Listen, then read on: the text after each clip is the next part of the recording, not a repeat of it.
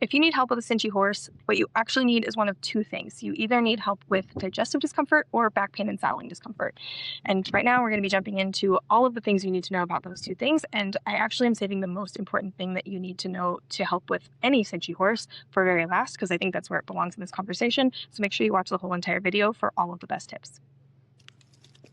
Hi, I'm Ruby. I'm a whole horse stewardship trainer, and I help horses and humans just like you to have a deeper bond and better relationship through whole horse stewardship principles. Today, I am putting on my nutritionist cap, and I'm going to be showing you a few things that might help if your horse has like regular stomach discomfort. So one thing is, of course, our horses are not meant to be eating 2 big meals a day. And so a lot of times, if you can imagine your horse's stomach acid building up in their stomach because it doesn't have a task in between meals, that can become really uncomfortable, especially when we go to put a saddle on or a girth on, or when we get on to start riding. So if that's something that you're concerned about, there's a few things you can do. One is just to give your horse a handful of alfalfa before, or grass hay, whatever you feed, before you get them out of their stall for a ride. The other option is to use some kind of digestive supplement. So I'm a really big fan of this. I'm not sponsored by them, but I do use it for a lot of my horses. I find it's just like a bentonite clay, and it really helps to reduce stomach discomfort. And so this is like my go-to. But other things that you could try, you can do, some of my horses get apple cider vinegar to help with digestion. I've also had a lot of good luck with marshmallow root, which I think I'm out of right now in the local apothecary. And I also have used aloe vera juice with a lot of success. The most important thing with these, though, is when you use them, you need to know that they bind to whatever's in your horse's stomach. So if you feed any other supplements or medications, you need to be separating those by at least a few hours. So your horse might need to be getting 2 different buckets if that's the case.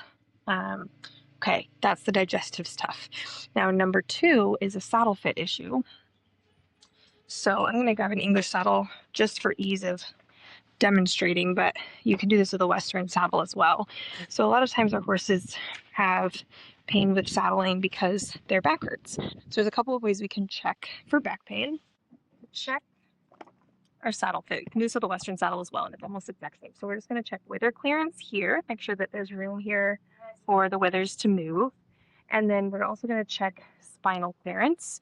So we also want a little bit of space. I'm going to put you over here so you can see. We want a little bit of space. There's actually not enough room for Tegan. I would like this to be a little bit wider here in order to accommodate